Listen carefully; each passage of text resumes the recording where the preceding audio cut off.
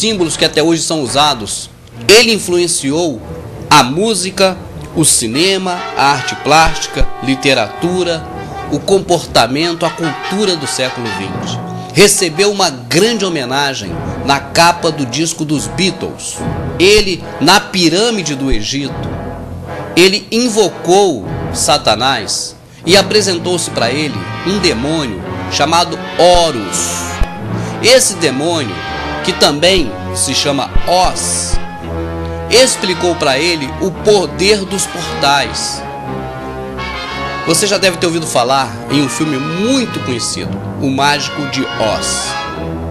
Esse filme, feito por Hollywood, foi uma homenagem de forma subliminar, de forma oculta, a Horus ou Oz e também ao grande satanista, grande para eles, Aleister Crowley. Logo no início do filme, você vê a Dorothy, personagem, indo consultar um mago. E o mago se assenta entre duas velas, que representam as duas torres, o 11. Assim, diz que tem contato com o infinito. Quando no filme fala alcançar o infinito, significa abrir o portal e ter acesso direto a Satanás. Uma alusão a Deus. Quando Jesus morreu na cruz do Calvário, ele disse: está consumado, e o véu do templo se rasgou de alto a baixo. Ou seja, não precisou mais de sacerdote, as próprias pessoas poderiam ter acesso ao Senhor Deus. Observe atrás da Dorothy o símbolo satânico. Veja esse outro. Um estúdio de cinema é cuidadosamente organizado. Não há nada no estúdio que vai aparecer na tela que não seja para você ver. O contato de Dorothy com a fada. Repare a estrela invertida, símbolo satânico. Nesse momento, o próprio Horus ou Oz se manifesta para Dorothy, olha. Pois bem, vamos parar de falar sobre o Mágico de Oz, porque esse filme é satanismo do começo ao fim. Não só ele, mas todos os filmes de Hollywood, sem exceção. Essa Paixão de Cristo de Mel Gibson tem satanismo do começo ao fim. Está no nosso DVD específico sobre o satanismo no cinema e na TV. Pode comprar, custa baratinho, você vai ver tudo isso.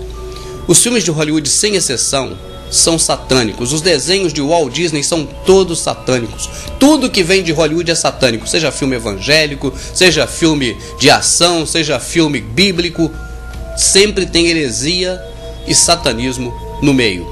Se você observar o templo maçônico, você verá duas colunas.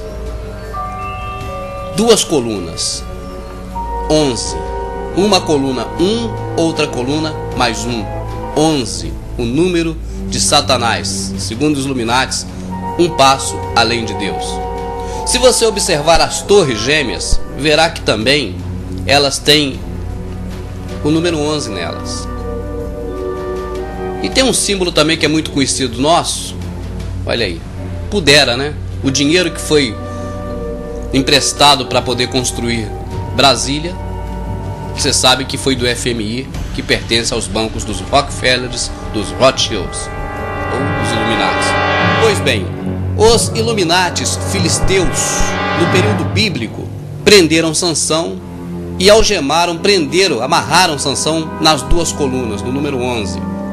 A Bíblia diz que eles estavam ali na presença de Moloque, era no templo de Moloque. Lá está o Sansão, o herói dos poderosos israelitas. Parece que ele veio venerar os deuses que ele desafiou. Me conceda força mais uma vez. E Deus revestiu de força Sansão. Sansão puxou aquelas duas colunas, jogou por terra e matou naquele dia muito mais filisteus do que matara durante toda a sua vida.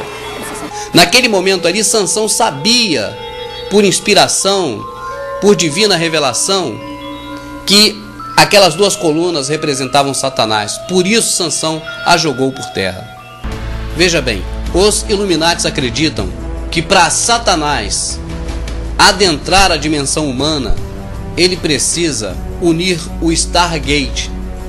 Estrela, portão. Star, estrela, gate, portão. O Stargate. E como uniram o Stargate? Enviaram um míssil para o Star, a estrela, o Pentágono, e 2 aviões, um para cada coluna, o gate, o portão. Naquele momento em que as torres foram atingidas e o Pentágono também, para os Illuminatis, eles tinham consumado o sacrifício deles. Ou seja, para eles, o véu do templo negro deles se rasgou de alto a baixo. E Satanás compareceu